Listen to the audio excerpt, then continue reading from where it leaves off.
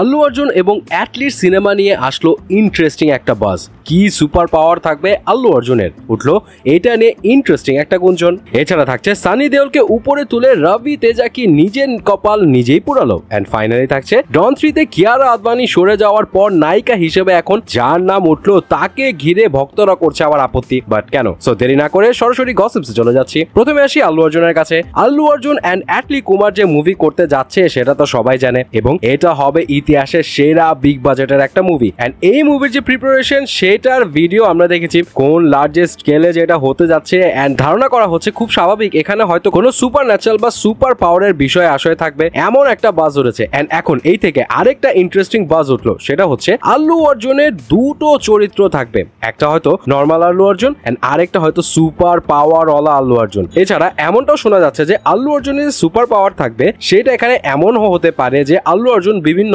ডাইমেনশনে travel করার ক্ষমতা রাখবে, অনেকটা ডক্টর স্ট্রেঞ্জের মতো। যাই হোক, এগুলো তো সবই গুঞ্জন, এখনো শিওর না। আর এখানে আরেকটা বিষয় বলি, নায়িকাদের নিয়েও খুবই ইন্টারেস্টিং একটা গুঞ্জন আছে। শুরুতে আমরা জেনেছিলাম যে প্রিয়াঙ্কা চোপড়া থাকবে, বাট পরে জানা গেল প্রিয়াঙ্কা চোপড়া থাকছে না। এন্ড পরে জাহ্নবীর নাম এসেছিল, বাট কনফার্ম হয়নি। এন্ড জাহ্নবীর পাশাপাশি এখন বলিউডের থেকে আরো দুজনের নাম উঠে এসেছে, শ্রদ্ধা কাপুর এন্ড দিশা পাটানি। যদিও তারা এখনো কেউ কনফার্ম হয়নি, তবে এখানে আরেকটা বিষয় উঠে এসেছে, সেটা হলো এখানে নায়িকা দুজন থাকবে, বলিউড থেকে একজন এবং সাউথ থেকে একজন। সাউথ থেকে খুব জড়লো ভাবে সামান্তা রুথ প্রভুর নাম উঠে আসছে, যদিও এসবের কোনো কিছু এখনো কনফার্ম হয়নি। সো এখন দেখা যাক কি হয়। এবার আসি রবি তেজার কাছে। রবি তেজা তাহলে সানি দেওলকে উপরে তুলে নিজের কপাল নিজেই পুরালো, এন্ড সেটা জাট মুভির কারণে। সানি দেওলের জাট মুভি যে খুব ভালো রেসপন্স পাচ্ছে বক্স অফিসে এন্ড অডিয়েন্স ক্রিটিক্স মহল থেকে বেশ ভালো সাড়া ফেলেছে এবং এই মুভি 6 দিনে অলরেডি 53,92,00,000 কামিয়ে ফেলেছে। এন্ড অডিয়েন্সের রেসপন্স দেখে অনেকেই বলছে এটা সালমান খানের সিকান্দার থেকে কয়েক গুণ ভালো। তবে অনেকে এখানে যে বিষয়টা জানে না সেটা হচ্ছে এই মুভিতে কিন্তু ফার্স্টে রবি তেজাকে অ্যাপ্রোচ করা হয়েছিল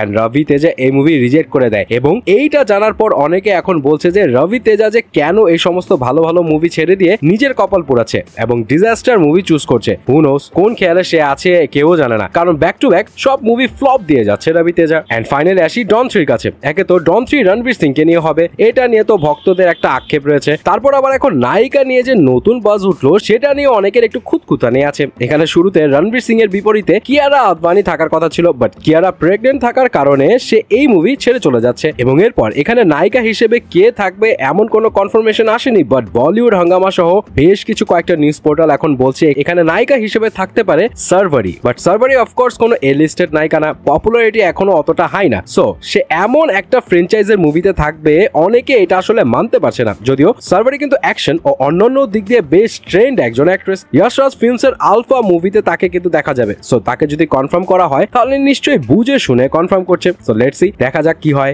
এই 17 তারিখে স্টার গল্প রিলিজ করতে যাচ্ছে মিউজিক ভিডিও না যাও, প্রেজেন্টেড বাই সাব্বাতা বাই রিফা।